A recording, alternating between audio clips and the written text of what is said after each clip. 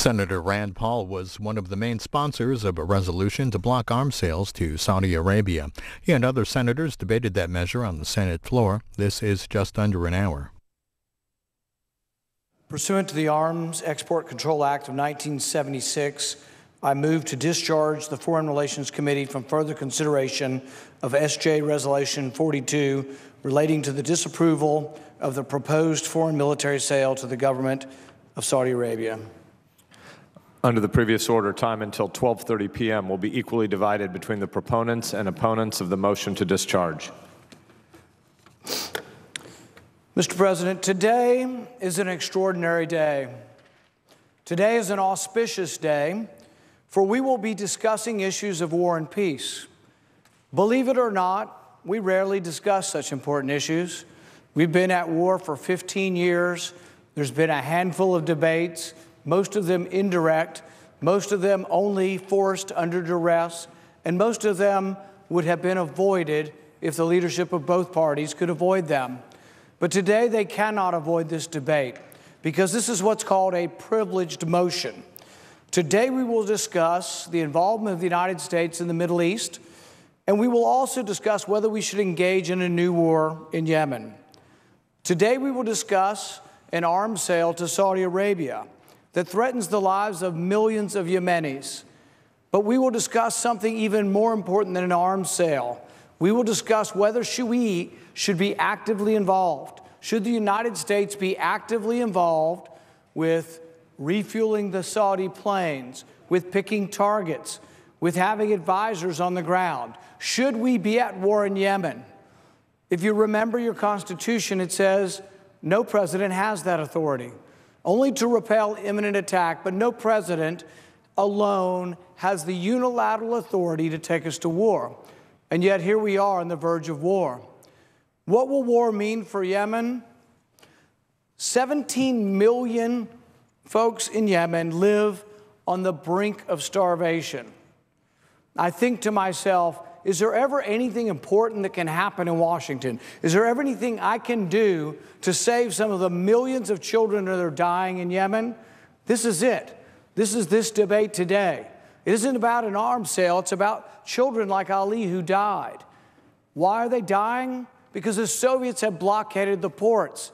90% of Yemen's food comes in from the ocean, and they can get no food, and they are starving and dying of cholera because of war. We think of famine being related to the weather. Sometimes it is. But more often than not, famine is related to man, is man-made, and the most common cause is war. How bad is it in Yemen? 17 million people live on the edge of starvation. Some, like Ali, have already died. What are people saying about it? They say that the humanitarian crisis in Yemen may be worse than Syria. Let me repeat that, because nobody in America is listening to this. Everybody's paying attention to some silly show trials and silly stuff going on in committees. Nobody's talking about this at all. They say it is worse than Syria. Millions of people have fled Syria. Hundreds of thousands have died, and people are now predicting Yemen may be worse. One refugee group said this, that the impending famine in Yemen may reach biblical proportions. Think about that. It's astounding what's going on there, and it's being done without your permission, but with your weapons. So today I will force a vote with Senator Murphy's help, who's been a prime mover in this, to tell you the truth, and done a great job in bringing people together. But we will force this vote for these children in Yemen because we have a chance today to stop the carnage.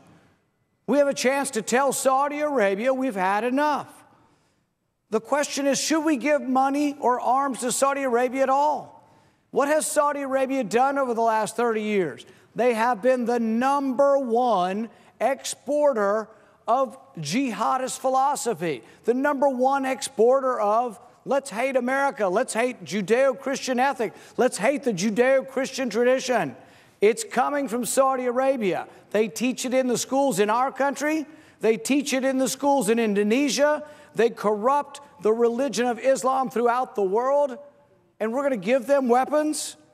I think it's a huge, huge mistake.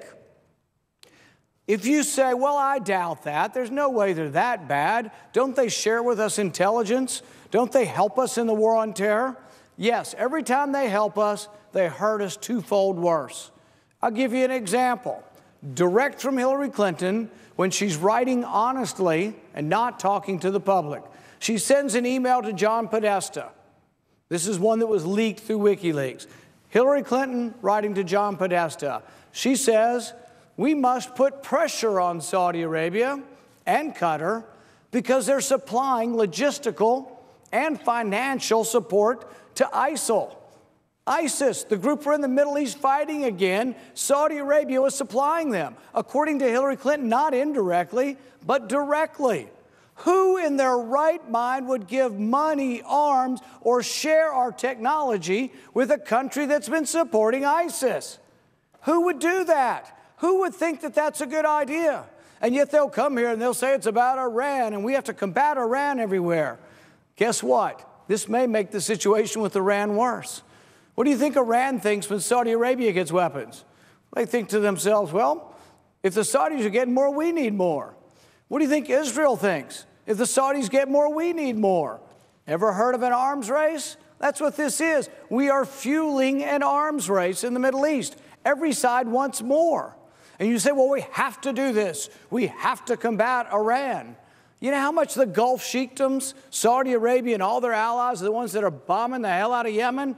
Do you know how their military spending compares to Iran? 8-1. All of the money is in the Gulf sheikdoms. All of the power, all of the weapons is in the Gulf sheikdoms. They have more weapons and spend more on weapons, 8-1 to Iran. So when we're going to vote on Iran sanctions this week, and they say they don't want ballistic missiles in Iran. Well, I don't either. But the best way to do that is to put pressure on Saudi Arabia. How would you put pressure on Saudi Arabia?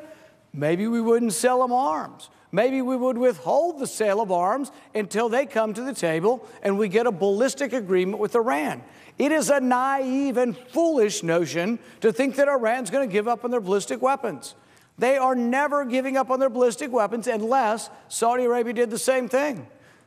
People don't talk about this, but Saudi Arabia has ballistic missiles. They've got Chinese missiles. They're called the Dengfang 21 and 3. They have dozens of these. Do you know where they're pointed? Tehran and Tel Aviv. So Saudi Arabia is no friend of Israel. Do they cooperate with Israel some? Yes. But their missiles are pointed at Tel Aviv, Israel. Saudi Arabia's other missiles are pointed at Tehran. Are these missiles nuclear capable? Yes. They're not thought to be nuclear tipped, meaning they haven't been armed with nuclear missiles, but everyone who is in the arms community acknowledges that these missiles could carry a nuclear payload if they were altered. They have the ability to do it. Should we send arms to Saudi Arabia? Well, here's another quote from Bob Graham, and this is a paraphrase. He says that there's an abundance of evidence that the Saudis were complicit in 9/11.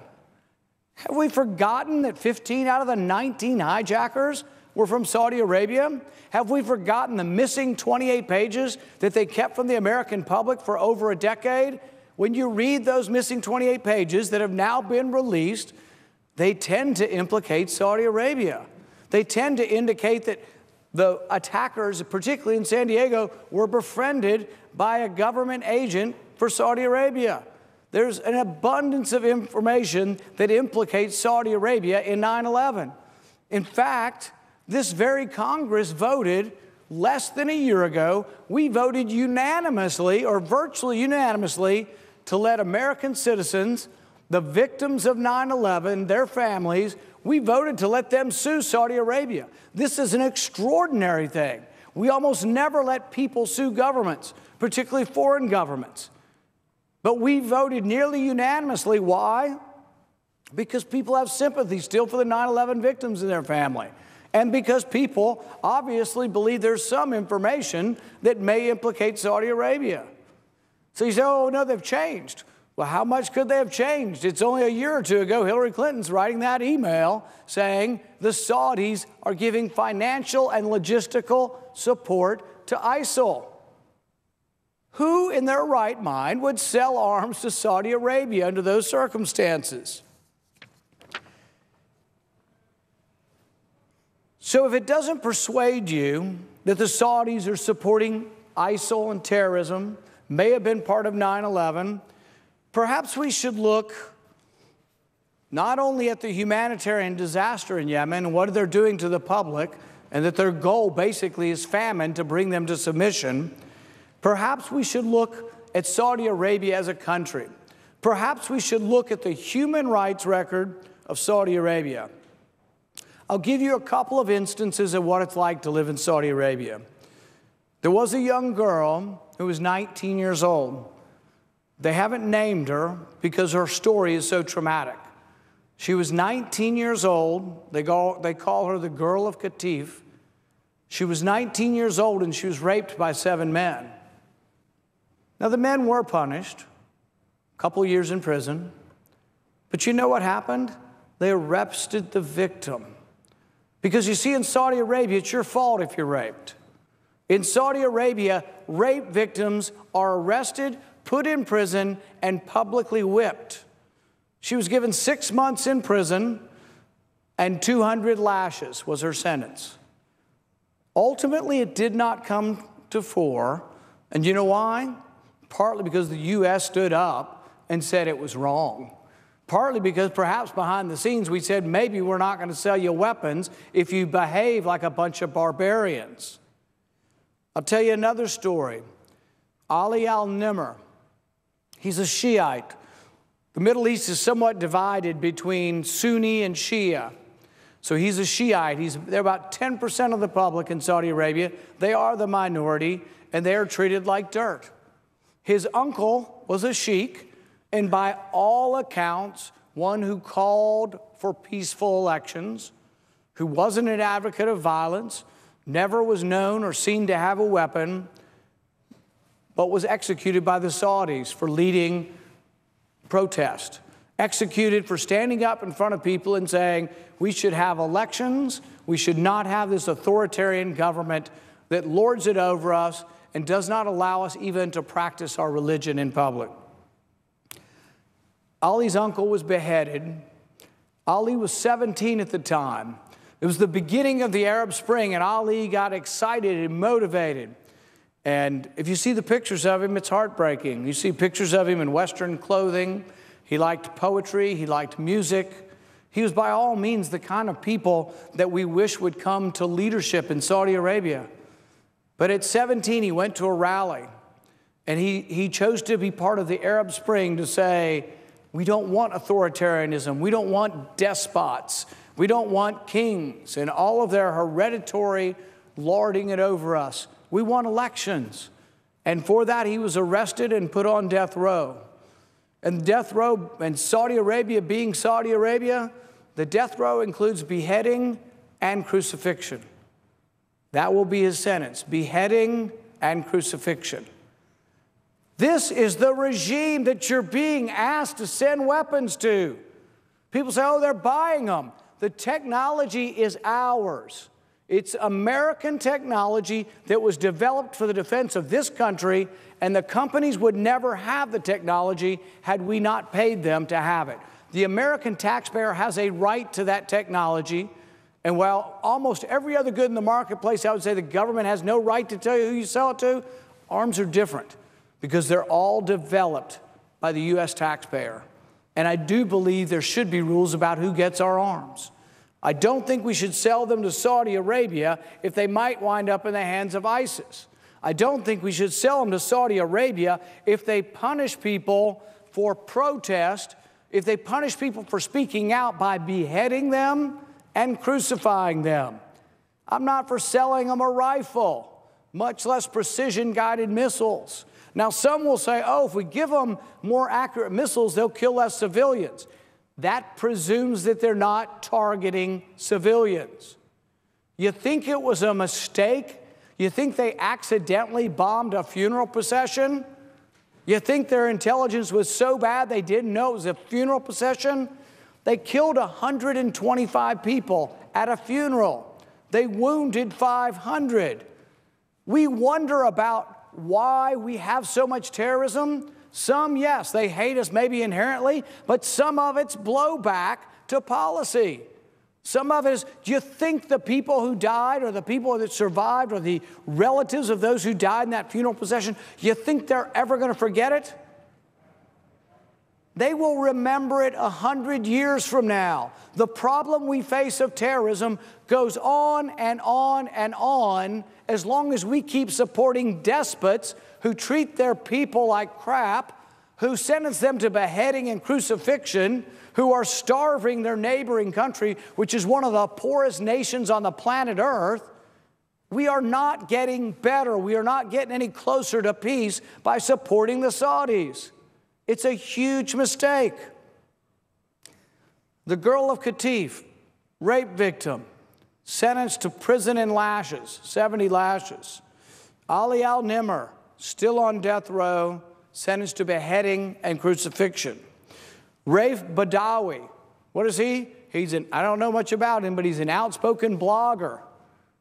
Somebody who writes his opinion and may have opinions that may not be orthodox. But for that, the Saudis arrested him, and he's in jail for 10 years, and he's sentenced to 1,000 lashes. I don't think you can survive 1,000 lashes, so the Saudis, in their great humanity, are dividing his treatment into 10 doses.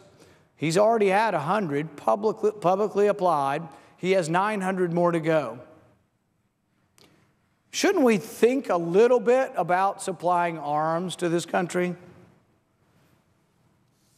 If the human rights aspect to this is not enough, I think we should probably think about the region. There is a problem in the Middle East. There is conflict. Some of it goes very deep. Those who live in the Middle East remember the Battle of Karbala in 680 AD, when a grandson of Muhammad and a caliph came together and had a battle. They still remember, and they're still unhappy about a battle from 680. They have long memories. I'm reminded of what one Afghan told a reporter or a soldier recently. He says, "You have all the watches, but we have all the time." They live there and have for centuries, and we'll be there when we have gone. They have to fix their own problems. We can occasionally say we're going to help some people destroy an evil empire or an evil group like ISIS. Yes. But the people fighting and the people on the ground need to be the people who live there. It can't be foreigners. It can't be people who they consider to be pagans. It's never going to work. But we are foolish if we don't look at the repercussions of what it means to sell arms to Saudi Arabia. How will Iran react? I was in a committee hearing the other day, and one of the senators says, "We don't care how Iran reacts. We don't care what they think." Well, by golly, we ought to. If we're going to put sanctions on them, doesn't that mean we care enough that we're trying to modulate and change their behavior? The whole idea of sanctions means we do care about what Iran thinks. Doesn't mean we agree with it. Doesn't mean we condone it. Doesn't mean we say Iran is right, but certainly we do care about what they think. So what do you think Iran thinks about supplying arms to Saudi Arabia? They think we need more. If you add up Saudi arms alone are third biggest in the world now. It's U.S., as big as the next 10 combined, then it's China, and then it's Saudi Arabia. And Saudi Arabia has these other Gulf sheikdoms, despots. They're all allies of ours. There's about 5 or 6 of them. Altogether, they have 8 times more weapons than Iran. And so we're complaining, I think justifiably so, because we worry about the mischief of Iran in the Middle East. But we're complaining about that, and we want them to change their behavior. But what do you think is the prime reason they're creating their ballistic missiles? Some of it's because they fear our invasion, like Iraq. But I think a great deal of why Iran develops weapons is their fear of Saudi Arabia. In fact, when you look back at Iraq and the whole weapons of mass destruction that never existed, one of the interesting stories is, maybe a theory, but I think has some evidence, is that Saddam Hussein pretended valiantly that he had weapons of mass destruction, not to deter us, to deter Iran. So here is Saddam Hussein sending all these smoke signals up that he has weapons of mass destruction because he wants to keep Iran at bay. We think everything's about us, and we never acknowledge that maybe some of it's about the regional politics. So when we give weapons or sell weapons to Saudi Arabia, there will be, for every action or reaction, there will be significantly more pressure for Iran to come forward and have more weapons. What does it do to our ally Israel? There's been at least a few reports that says Israel believes that every time we give $1 to Saudi Arabia, they need to respond with $1.50. There was a quote from one of their government ministers on this saying he worries about their qualitative edge. I have a quote here from a colleague of mine, a friend of mine who's a rabbi and a friend of the Constitution. Rabbi Nate Siegel writes, "While I understand the president's intentions, we must proceed with great caution due to the challenges and the history of the region. At this time, I don't see the benefits of the arms deal for the United States or Israel." This is coming from someone who believes with every fiber of his being that Israel should be defended. He's worried that by giving weapons to Saudi Arabia, it detracts from the qualitative edge that Israel currently has. Imagine what happens if the government of Saudi Arabia were overthrown. They have billions and billions of dollars of weapons. Many of these weapons are the most sophisticated weapons we have. Is there a chance they could be overthrown? Well, I don't know. They behead their citizens and crucify them. You think anybody who lives in Saudi Arabia might have some pent-up anger for the regime? William Wilberforce once said of slavery, he said, "Having heard all this, you can look the other way, but you can never say that you didn't know." I love that statement because so many people at the time of slavery looked away. They just said, it's something we do, it's part of our time, it's part of our age. And so many people knew the horror of slavery. So many people knew the horror of what was happening to a people, and they looked away. I think having heard of the impending famine in Yemen, having seen Ali and having heard of the impending famine, you can choose to look away. Many in this body will today choose to look away. They will say, you know what? Saudi Arabia gives us some benefits sometime, and we hate Iran more, so let's just give some more weapons to Saudi Arabia. But they will be looking away from the human rights tragedy that is central to Saudi Arabia's whole being. They will be looking away from the fact that Saudi Arabia was supporting ISIS in the Syrian civil war. They will be looking away from the fact that the Saudi blockade is starving Yemeni children. You know what? I choose not to look away. And today I stand up for the thousands of civilians who are being killed in Yemen. Today I stand up for the millions of voiceless children in Yemen who will be killed by the Saudi blockade. Today I stand up for saying we, the United States, should no longer be fueling the arms race in the Middle East. It's come to no good. The wars and the rage and the anger are thousands of years old. We will never get to the bottom of it. We should defend ourselves at all costs. We should be very careful who is admitted into the country, and we should not get involved in every civil war and every misbegotten part of the planet. It is my hope and my prayer that enough Americans will wake up and say, we are tired of war. We are tired of funding every war on the globe, and we are tired of sacrificing our young in every civil war. Today, this will be a bipartisan vote. There will be a large contingent from the other side of the aisle and a small contingent from this side. But this is important. This is a rare day in Senate history where we actually have the chance to stop an evil. But we would stop this evil by sending a loud message to the president and a loud message to Saudi Arabia that we are not going to blindly support the arms race. We are not going to be blind to your human rights transgressions, And we are not going to blindly give you weapons in the face of beheading your citizens and crucifying them. So today I take a stand for those who do not have a voice, and I hope the Senate will think long and hard and will vote against this arms sale to Saudi Arabia. Mr. President. Assistant Democratic Leader. Mr. President, let me say at the outset that I support the position of the senator from Kentucky. I believe what he has said about the situation between the United States and Saudi Arabia is timely and needs to be heard.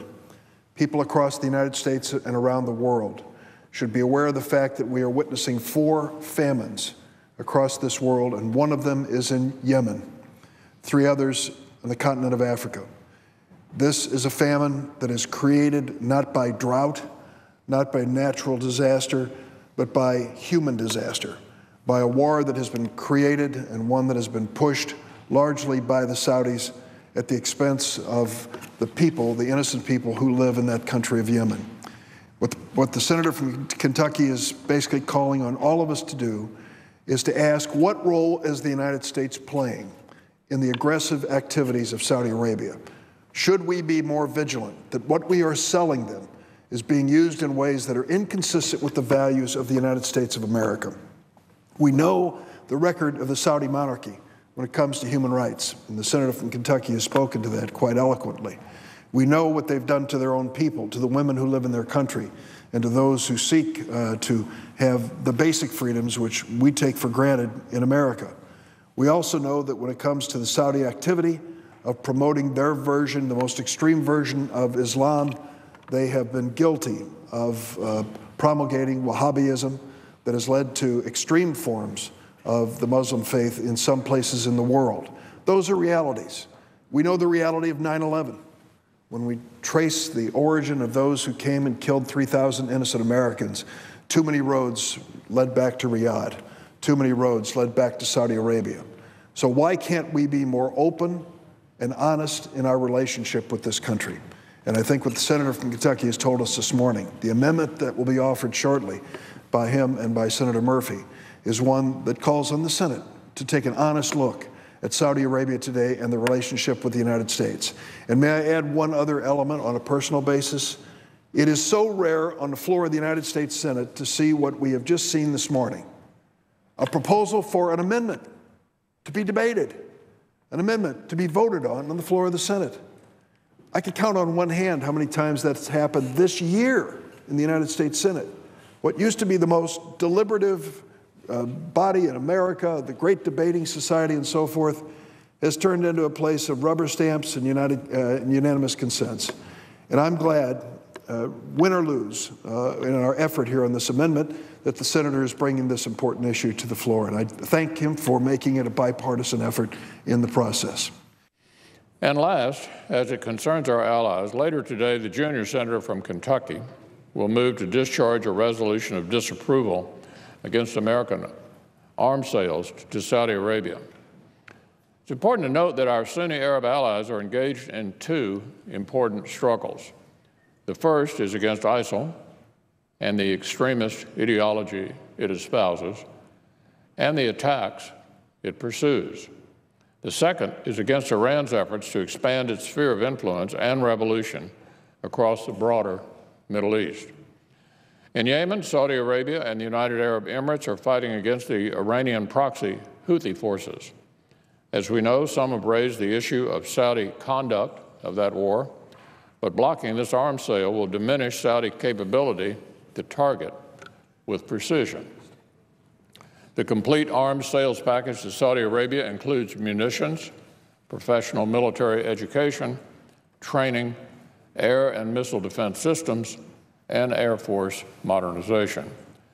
Part of the training provided to Saudi Arabia will be on subjects such as avoiding civilian casualties.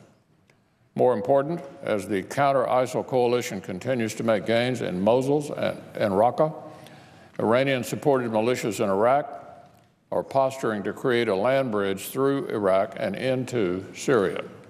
The land bridge could ultimately extend to Lebanon and improve Iran's support for Hezbollah.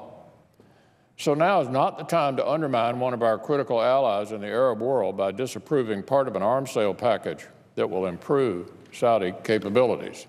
Thank you, Mr. President. I take the floor today strenuously argue against the proposition being pushed by Senator Paul and Murphy and others to deny arms sales of about $500 million to the Kingdom of Saudi Arabia. The package that they're trying to exclude from the $110 billion arms deal is precision-guided munitions that would be used by the F-15s, the package of joint direct attack munitions, PAVE, laser-guided bombs for Tornado and Typhoon aircraft. The bottom line that the package that we're talking about are precision weapons that the Saudi Air Force and military could use in operations against Iran's proxy in Yemen and other threats that the kingdom faces. The flaws of the Saudi government are real. They're known to me, but my friends on the other side, particularly Senator Paul, constantly put Saudi Arabia and Iran on the same footing.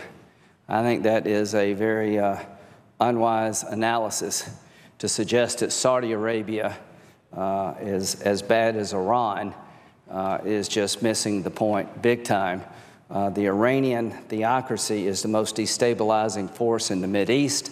They have aggressively pursued military action through proxies and directly been involved in military action in Syria.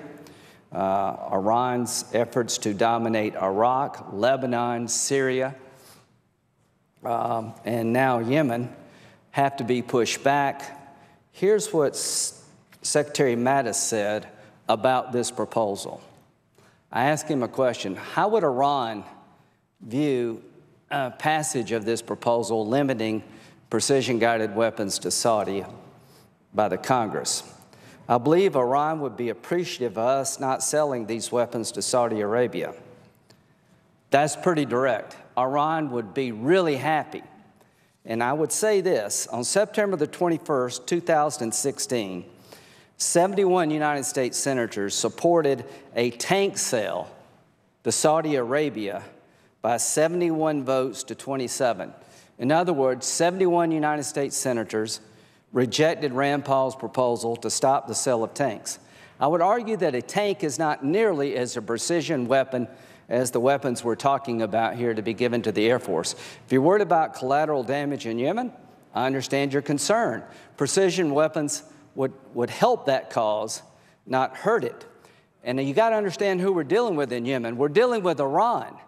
Saudi Arabia has a border with Yemen. The Iranians are backing a force called the Houthis to bring down a pro-Western government in Yemen. From a Saudi perspective, everywhere you look, you see Iran encroaching throughout the Mideast. This theocracy in Iran is the biggest threat to world order, and that is saying a lot given the world as it is. And I say that with confidence because what Iran is trying to do is destabilize the Mideast in an unprecedented fashion, and our Arab allies are tired of it, and now's the time to stand with them, with their imperfections, against Iran with their hostility.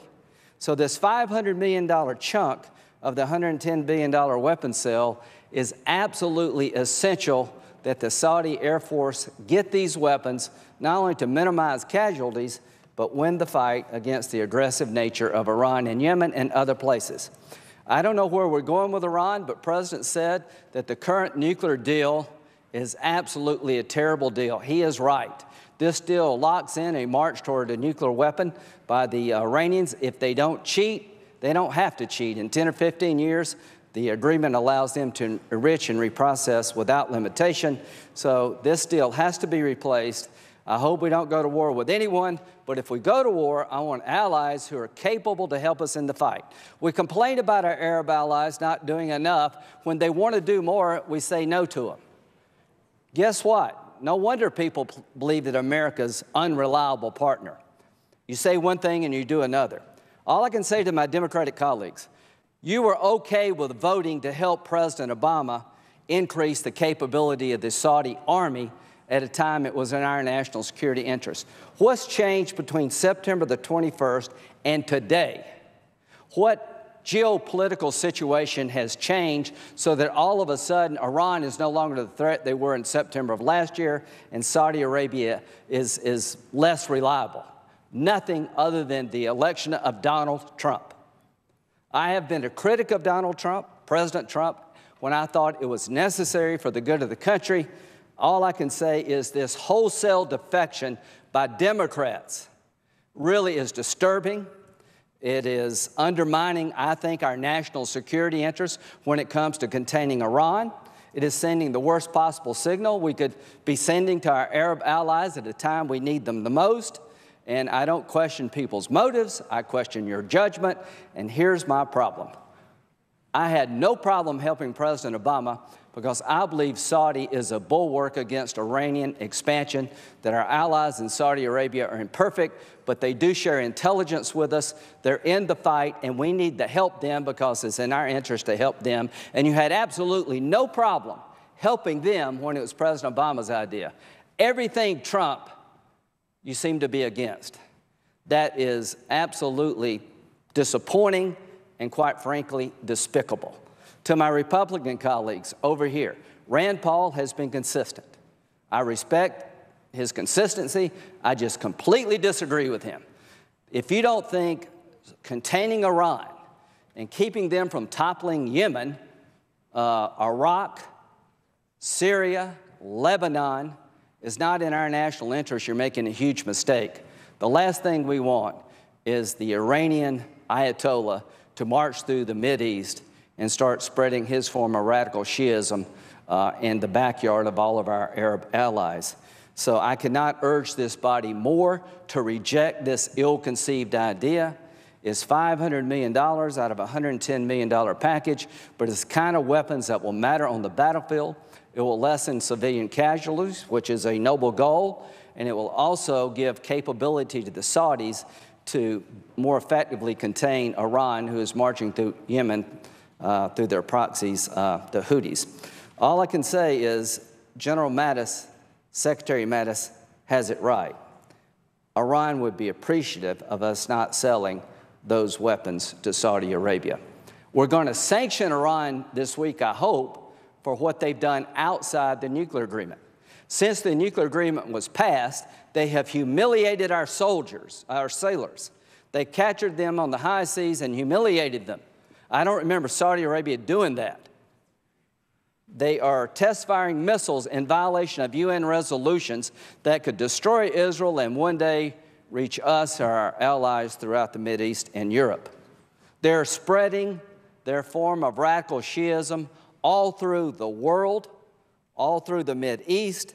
The money they've received from the Iranian nuclear deal is not going to build roads and bridges and hospitals. It's increasing the lethality of the IRG and other Iranian combatant units. And what we're trying to do, what President Trump's trying to do, is give our allies the ability to contain the threat, which is in our interest. So, sanction Iran and denying Saudi Arabia the weapons they need to defend themselves and others against Iran is pretty inconsistent. All I can say is that there's a military necessity for these weapons. They will change the equation on the battlefield. It is in our interest that Iran lose its effort to take over Yemen and destabilize the Mideast at large. You got to remember, these are the same people, the Iranians, who built lethal IEDs, interjected them into Iraq, that killed many, many American soldiers. This is the same regime that took over our embassy years ago, that humiliated our sailors, that chants death to America and Israel on a regular basis. And here we are sitting as a legislative body contemplating not helping an ally who is willing to fight the threat posed by Iran in the Mideast. All I can say is in September 21st, 2016, almost every Democrat saw this as a good move to help Saudi Arabia. Now almost all of you are voting against an arms package that's more necessary today than it was in 2016, and the only change is we got a new president who you hate. Well, I wasn't a big fan of President Obama, but when I thought he was right, I stood with him. President Trump is right to increase the capability of the Saudi military to deal with Iranian aggression There's no bigger threat to the Mideast and America, I believe, than this Iranian regime in the hands of an Ayatollah who is really a religious Nazi. So I hope you will vote for what's best for America, which is to empower our allies to contain threats that we commonly enjoy. We enjoy the experience of being in the crosshairs of the Ayatollah. They want to destroy the royal family in Saudi Arabia, and they want to destroy Israel, and they want to destroy us. And the idea that we're not going to help an ally willing to fight is just inconceivable. And the idea that we're going to vote now for an arms package because Trump's president and all of you over there voted yes before is disappointing. To my Republican colleagues, if you really think Iran's a threat, don't vote with Senator Paul because you're sending the wrong signal. With that, I yield. Mr. President. Senator from Connecticut. Thank you, Mr. President. Well, my friend's remarks on the motives of Democrats are fresh in people's minds. Let me address it directly. There is a different president today, but there is a different policy. And that's what this resolution is about. Let me be very clear about what we are talking about here today. Senator Graham would have you believe that we are about to vote on the entirety of the $110 billion in arms sales that was proposed, that was unveiled by President Trump during his visit to Saudi Arabia. That is not the case. We are voting today on $500 million of that $110 billion sale. You can still be friends with Saudi Arabia and sell them $119.5 billion or $109.5 billion worth of arms rather than $110 billion worth of arms. And the specific set of arms that we are talking about, precision-guided munitions that are going to be used to perpetuate the Saudi bombing campaign in Yemen, were the specific set of weapons that the Obama administration refused to transfer to the Saudis at the end of 2016. We did not take a vote on this in 2016. We took a vote on a different arms sale.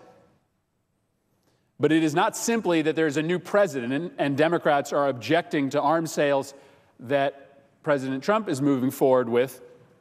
It is that we have a new policy. This specific set of munitions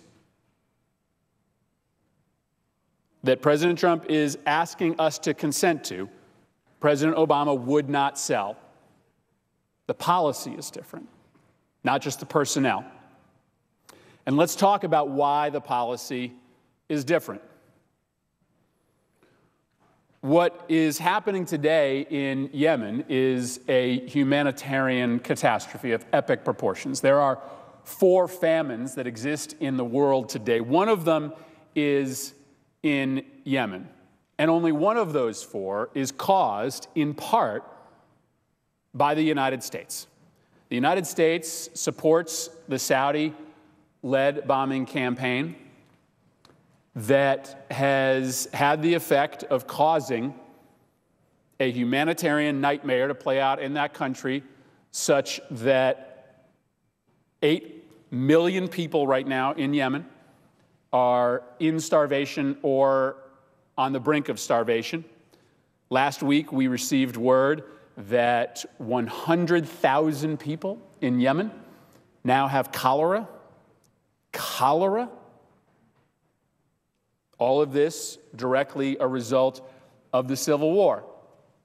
And the reason that the Obama administration decided not to transfer the precision-guided munitions to the Saudis is because the Saudis were using the weapons that we were giving them to deliberately target humanitarian infrastructure and civilian infrastructure inside Yemen. The Saudis have made it pretty clear that time is on their side, that they can wait out the Yemeni population and drive them to the negotiating table.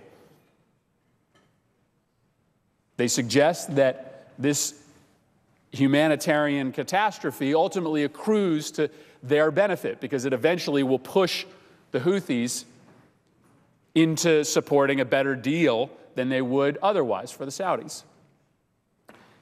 And let me give you some direct evidence of how this bombing campaign is leading to the humanitarian crisis. This cholera outbreak that has been covered in the news began in part because the Saudi airstrikes were targeting water treatment facilities inside Sana'a. This is independent reporting from relief agencies that operate on the ground inside Yemen. Tell us that the Saudi bombing campaign targeting civilian infrastructure, in this case water treatment facilities, has led to the cholera outbreak. And they continue. The bombing campaign that is leading to this catastrophe continues. And the reason that the Obama administration wouldn't sell them this specific set of arms is because they did not have confidence that the arms would be used to hit purely military targets. And so what we are asking for is to hold off on selling these precision-guided munitions until we get some clear promise, some clear assurance from the Saudis that they are going to use these munitions only for military purposes, and that they are going to start taking steps, real steps, tangible steps, to address the humanitarian crisis. Senator Young has been very articulate on the things that the Saudis are doing to stop, to halt, to slow the flow of relief supplies into Yemen today. There are some proactive things that the Saudis could do that they are not, that could save millions of lives inside Yemen today. More broadly, Mr. President, I think this is an important moment for U.S. policy in the Middle East. The Saudis are our friends. They are an important stabilizing presence in the Middle East. They have helped to broker a kind of detente between Sunni nations and Israel, our sacred ally. They cooperate with us on counterterrorism measures. They share intelligence with us. Clearly, we have an important economic relationship, but they're an imperfect partner.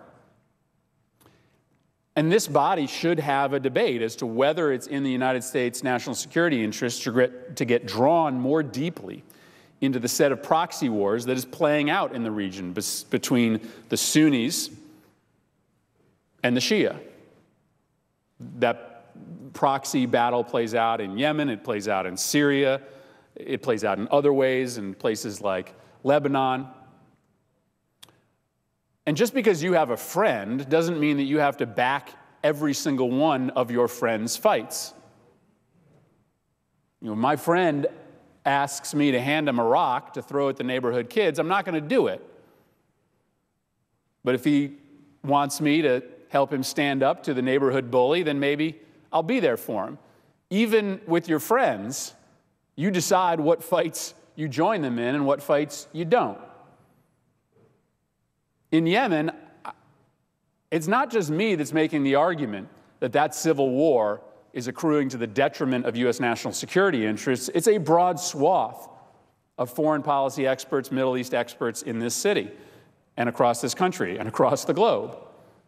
Why? Because this civil war is radicalizing the Yemeni people against the United States. They don't perceive this bombing campaign that is killing thousands of civilians as a Saudi bombing campaign. They perceive it as a U.S.-Saudi bombing campaign. And just get your intelligence briefing and look at the difference in the amount of space that AQAP controls today versus what it controlled before the civil war began. AQAP, which is the arm of al-Qaeda that has the most capability to hit the United States, has grown exponentially in terms of the territory it controls. ISIS has grown as well. These extremist groups, they take advantage of the civil war. And if our priority really in the region is about defeating these organizations, then this civil war is not helping in that effort.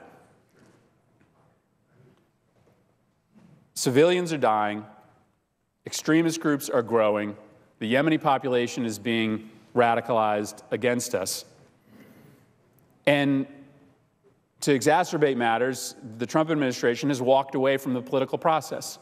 Secretary Kerry was actively involved in trying to bring the Houthis and the Saudi-backed government together. He got close to an agreement, but it fell apart. This administration has not restarted that process. And so for those that want to throw more arms into this contest, I think it's hard to believe that ultimately that will lead to any ceasefire or any peaceful transition to a new government if the United States is totally absent from the negotiating table as we are today. So this is not about objecting to the entirety of the sale. This is not about delivering a broader message to the Saudis. This is about saying that this specific conflict in Yemen, it's not going well, and it's hurting the United States. And until we get some real assurances from the Saudis that they are going to pay attention to the no-strike list, until we get some commitments from the Saudis that they are going to let relief supplies flow into Yemen to address the famine, to address the cholera outbreak, then let's press pause on this small slice of this arms sale. So I'm proud to join with Senator Paul and others, and I hope that my colleagues will see fit to support it when we vote in about an hour and a half. Thank you, Mr. President.